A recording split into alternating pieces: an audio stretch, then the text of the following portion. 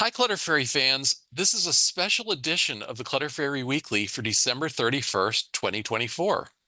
I'm your co-host, Ed Gumnick, and I'm speaking with Gayle Goddard, certified professional organizer and owner of the Clutter Fairy in Houston, Texas. Hi, everybody. 2024 is drawing to a close. The countdown to midnight tonight is a reminder that we should be looking forward to a new year and new possibilities. How can we energize and inspire ourselves to make 2025 our best organizing and decluttering year yet? You know, we love to ask our viewers and listeners what you think.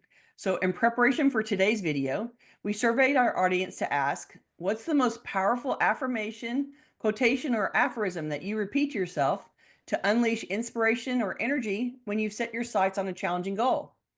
We'd like to share a few of our favorite responses.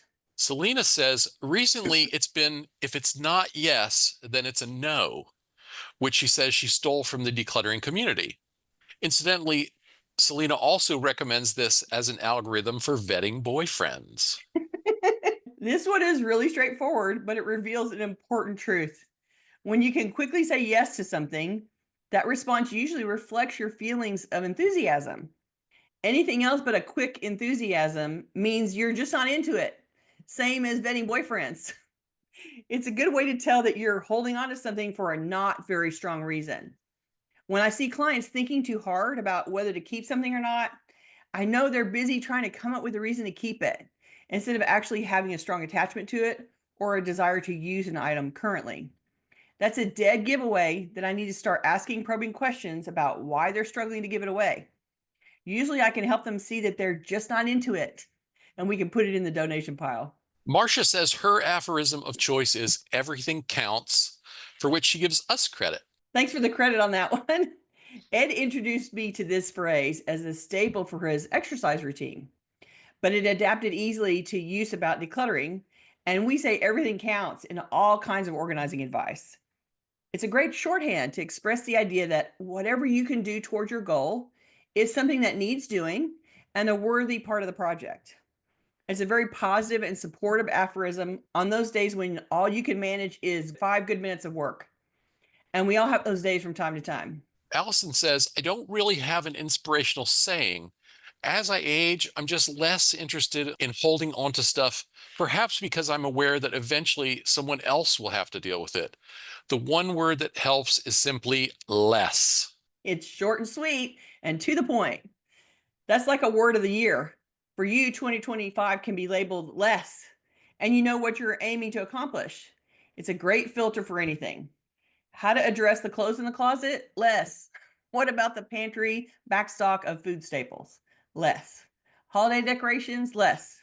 It points you in the right direction every time. Gabriella says there's a phrase that used to magically let her overcome resistance to decluttering back in the days when she was drowning in stuff. I'm doing this for myself, she says. When nothing else got me moving, this always did. This is a really important one because it reminds you that you are the direct beneficiary of your own work. You're organizing your space directly and it improves your space, your life, your mental health. You're literally doing this for yourself. Kathy says, it's so simple, but I tell myself, you can do this. Sometimes getting rid of clutter, attempting a project, right now it's painting furniture, things that Mhm. I need to do responsibly yet don't want to, can be monumental. I repeat this affirmation to myself to remind me that I really can do hard things. I can do things I don't want to do. Adulting is hard, isn't it? We all have to do things we don't want to do, but are necessary for our lives to work. I have the same feeling when I'm heading to the grocery store to buy food. I like the eating part, but not the shopping part. All joking aside, though, a big part of my client work is reminding people they actually can do what we need to do. And they just have negative feelings that are in the way of getting started. So we talk about the feelings and then we get to it anyway. I enjoy reminding people that they really can do this. They've just forgotten that they're capable grown-ups because sometimes being a grown-up isn't very entertaining, right? That's a good one, Kathy. Thanks. Lynn says, I'll feel so much better when this work is done. That is an excellent affirmation, most especially because we forget so often to look forward to the end result while we're agonizing about getting started or how long it's going to take. Reminding yourself that the struggle now will result in a boost when it's done is a very supportive affirmation. Christine says, I'm doing this work now because I love and respect my adult children, and I do not want them to have to deal with my mess after I've passed on. My mess is my responsibility entirely, not theirs. I don't want to steal time from their lives just so I can be lazy now. There's a famous slogan, carry your own water. When you're in the desert, you carry your own water. Ooh, that's a good one, Christine. My mess, my responsibility. Once you've cleared out your first relative's home, then you know exactly what a gift you're giving your children by handling your business while you're still here, instead of leaving it for others to clean up afterwards. Dismantling my mother's life was the hardest job I've ever done. And so many times I could see that she had gone through things and gotten rid of stuff and sorted things out. It was so helpful for my sister and me when we had to go in and make a million decisions about what to do with all the stuff. I like the slogan, carry your own water. It's perfect as a reminder to handle your own stuff as an act of love for your family. So, Ed, what do you say to yourself when you're looking for energy and inspiration? As I thought about this question, I like that old civil rights movement standard, keep your eyes on the prize.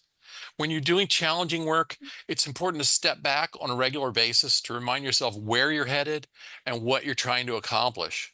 My favorite part of producing the Clutter Fairy Weekly is giving our audience members the tools to examine their lives and clarify their vision as we all take the decluttering journey together. What about you, Gail? Where do you get your inspiration to keep going? I get energized every time I see the light bulb go on over a client's head as they suddenly see things differently, or from observing the way they start to take charge of their lives as they release the stuff that's been weighing them down. Helping my clients regain control over their spaces and begin to believe in their own abilities again, that's supercharged for me. We want to encourage our viewers and listeners to take a few moments during the holiday pause to reflect on your decluttering accomplishments of the past year. Don't agonize what you didn't manage to get done. There's nothing to be gained by that. Instead, give yourselves a pat on the back for what you managed to do in the face of life's many challenges. Whatever you accomplished this year, good for you. Congratulate yourselves on a job well done. We hope that this offering of crowdsourced inspiration will help you get a strong head start on achieving your organizing resolutions for 2025. We'll be back next Tuesday, January 7th, 2025, at our usual time. We're getting back to the basics with a show about the key starting points of decluttering and organizing. We hope that you can join us. And finally, from the Clutter Free family to you and yours, we wish you a very happy new year.